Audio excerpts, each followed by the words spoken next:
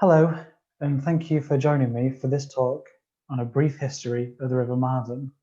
I'm coming to you this evening from Calne Heritage Centre, where I've volunteered for a few years now. After publishing my first book, Calne Place Names, I turned my focus to other areas, including the River Marden, which I've been researching for around 3 months now. I'm hoping to turn that research into book form in 2022. This talk will cover a few areas of research to give an overview of the usage and importance of the River Marden. We'll look at the route of the River Marden, along with its geology and wildlife. We'll then look at the town of Calne, which is the biggest settlement on the Marden. We'll see how the mills mentioned in the Domesday Book, and then we'll look at 3 mills, Calston, Horsebrook and Stanley Abbey, before looking at other uses of the Marden and the floods that used to happen quite frequently. We'll then look at leisure activities on the Marden before finally looking at the organisations and groups that look after the River Marden today. The River Marden rises at the west end of Ranscombe Bottom near Calston, Wellington. It then flows in a westerly direction for about 8 miles through Blacklands, Quemerford, Calne, Studley, Hazeland and Stanley before joining the River Avon at Tillerton and Lupus. Along the way, it's joined by many streams, including Rivers Brook, which starts up at Cherrell, Abboud Brook, which issues from a few places around Compton Bassett. We have Fishers or Bevers Brook, which comes from the Hill Martin area, Cowage Brook, which comes from various places as far away as Lynham. We then have the Wetham Stream, which starts near a couple of farms in Stockley, and Pudding Brook, which issues from Studley. There's much history along and in the Marden, including mills, factory, crop growing, sports and leisure. The Marden and its tributaries flow past 4 medieval settlements that are now scheduled monuments, including the old medieval village of Beversbrook. And the Wetham Stream is notable because it flows up through the Grade 1 listed Bowood Park and Garden, featuring the lake that is very well known. The River Marden emerges from springs at Ranscombe Bottom, which is part of the North Wessex Down area of national beauty. This area is created to protect one of the largest tracts of chalk downlands in southern England, and it's part of the zigzag chalk formation that was formed around 94 to 101 million years ago. As the river moves toward Calne, the land moves to sandstone, limestone, and then onto the Oxford clay formation. This clay, in part, contributed to floods in Calne, as we shall see.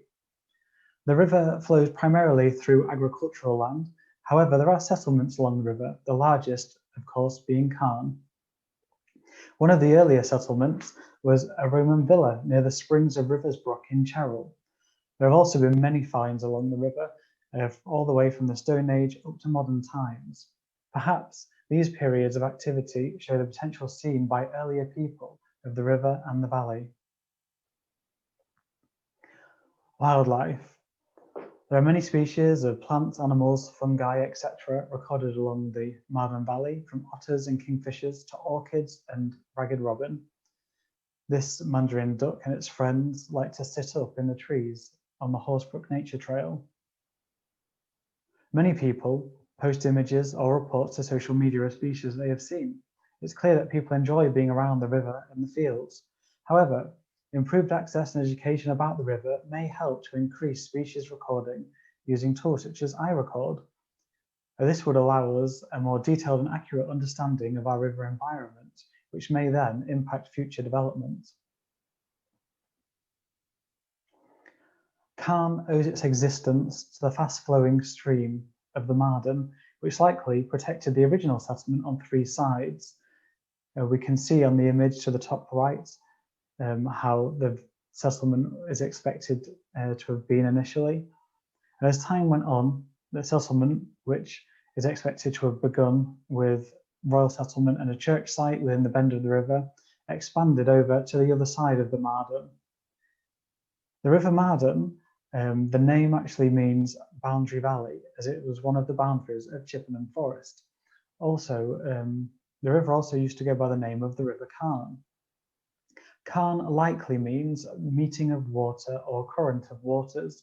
This name was probably taken for Calne too, as they share the same river.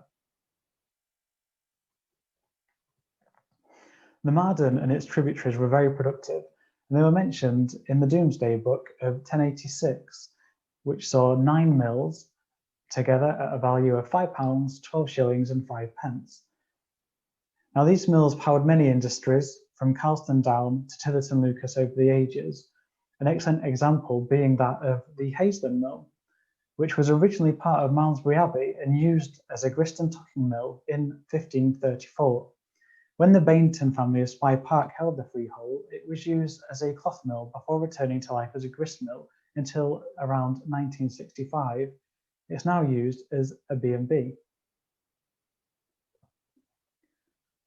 Now, between the 12th and 19th century, Calne's economy was based on the wool and cloth industry and brought Calne to particular importance as a home for the woolen industry, along with other places such as Bradford-on-Avon. Some early names that gained wealth and power here were the Chivers and Foreman families, showing the importance of this industry. A member of the Foreman family subsequently became Lord Mayor of London in 1538, while clothier John Noyes became MP for Calne during the first Parliament of James I. While the woolen industry was still going strong, thanks to the River Marden, up to 15 mills on the Marden were involved in some aspects of the cloth trade. Unfortunately, however, the industry went into decline during the first decades of the 1800s. The industry that would help Calne rise up again had already begun in 1770 with the opening of a small butcher's shop. A business which itself would eventually span the River Marden, employed a large part of the population of Calne and became the world-famous C&T Harris Bacon Company. Before we move on though, let's have a look at some of the mills in more detail. Of the 5 mills that once occupied the Marden at Calne, Upper Mill was located closest to the source of the Marden. This mill had a varied life as a fulling, grist and cloth mill before being rebuilt as a paper mill. The mill was demolished in 1882 to make space for the reservoir, which was so dearly needed during the epidemics of typhoid fever and diphtheria. In 1923, to defend their rights of the Marden's water, the Calne Mill Owners Association was formed. It's the only known Mill Owners Association in the UK, created out of fear that the water taken from the reservoir would lower the water at the Marden and impact their business. The association safeguarded an adequate supply of water and protected their rights to that water. Lasting until the 1970s, the association was then dissolved as there were no longer any water mills on the Marden. Horsebrook is an old area of Calne leading to Swaddons or Horsebrook Mill, which dates back to the 1600s and at one time was run by the Swaddon family. The mill was sold and converted a few times in its history before being rebuilt by Joseph Bailey in 1822. He turned it into a 5-storey factory, the biggest in Calne at the time. The 9,130 square foot factory was thought to have cost around £4,000. However, when Joseph retired in 1849, it was purchased for less than £500. Even worse news followed in 1861 when the factory, which was then the first flax mill in Wiltshire, was devastated by fire. A boy actually lost his life in that fire. The building was only partly insured, which meant that 50 people ended up losing their jobs. In 1867, the owner, Thomas Large Henley, was declared bankrupt. He was quite a curious character.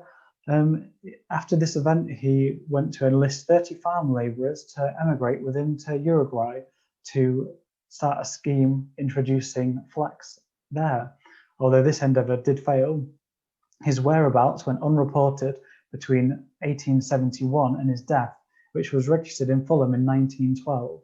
It seems that he never returned to Calne, and the Horsebrook Mill was then used as storage and as a grist mill during the 20th century.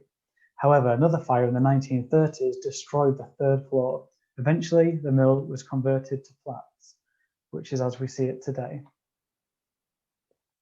Stanley Abbey Mill was built on land given by Empress Matilda in 1151 to monks from Core Abbey on the Isle of Wight. The abbey contained perhaps the earliest fulling mill in Wiltshire and one of the earliest in England. Now, fulling, which is also known as tucking, is a step in the woolen cloth making industry, which involves cleaning the cloth to remove oils, dirt, and impurities. The second part of the process involved matting the fibres together to make the cloth thicker, stronger, and to increase waterproofing. It's possible at one time that there were two mills on the abbey estate. However, a single mill may have served as a combined fulling and corn mill. Operations at Stanley Abbey came to an end in 1536 when the abbey was dissolved. And this illustration on the bottom right shows some of the layout of Stanley Abbey, which includes the mill race and the mill.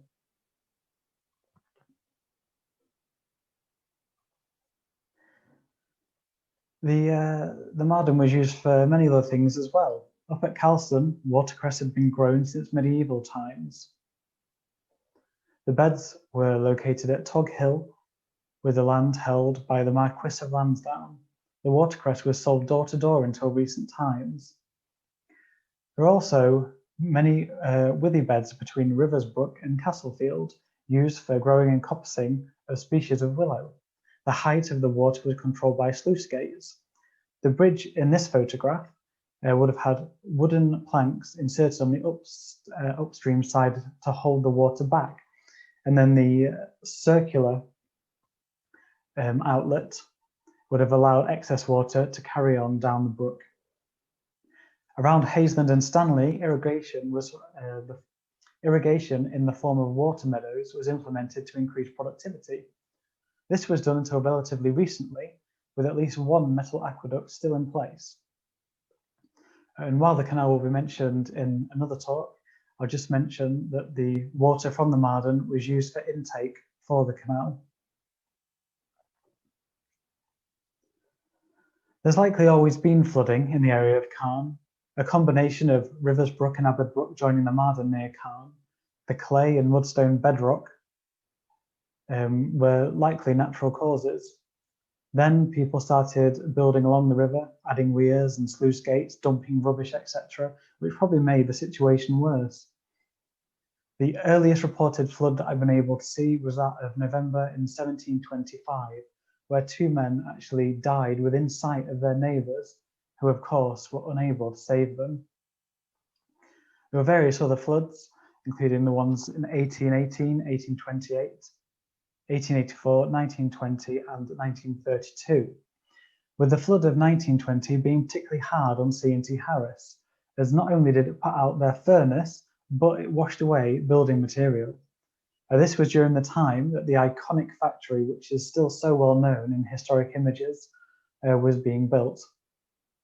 Floods would often cause much damage for shops and houses.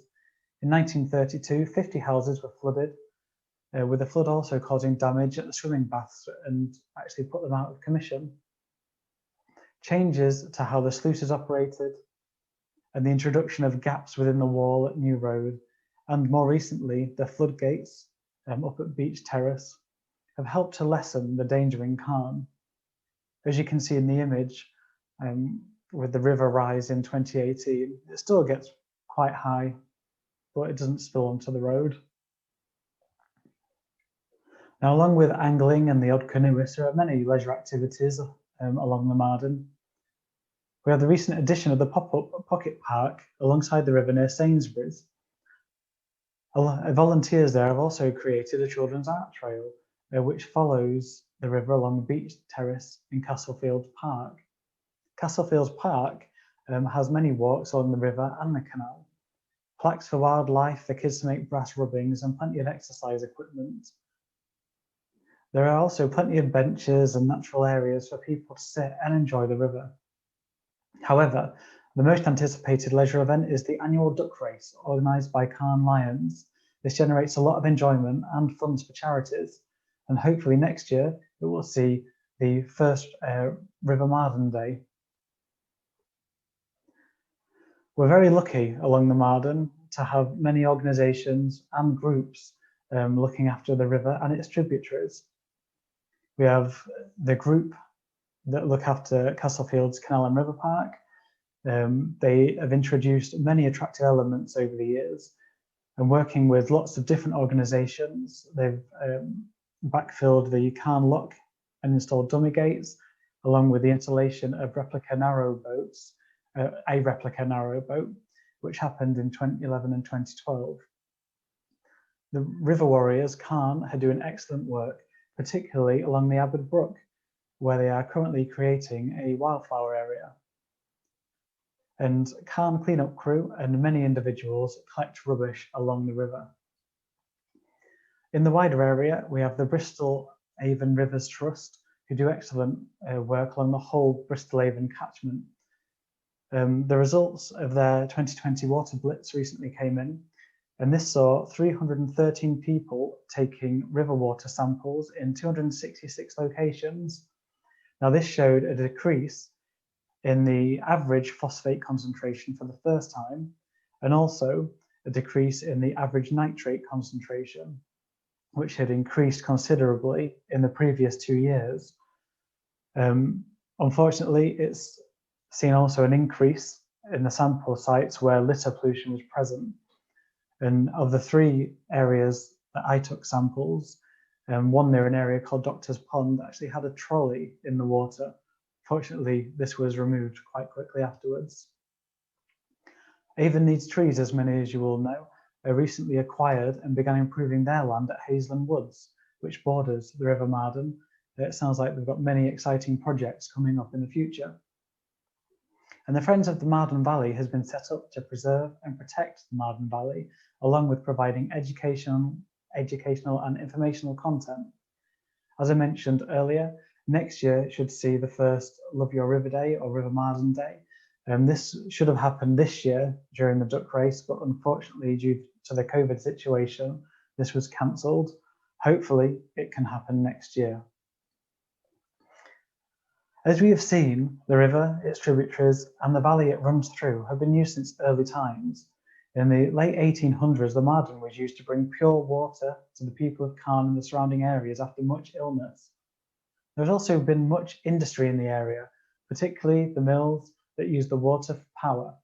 This power then translated into a strong economy and the emergence of powerful people in Calne. And while there have been many floods over the centuries, the river is seen as a place of leisure these days. However, it's important that the entire river and its tributaries receive appropriate protection and care. This image shows a view of Calne taken from a postcard. Thank you for watching. This final image shows part of the Bowood Lake, which is fed by the Wetham stream. And this joins the Marden at the A4. Hope you enjoyed the talk. If you have any questions, please let me know.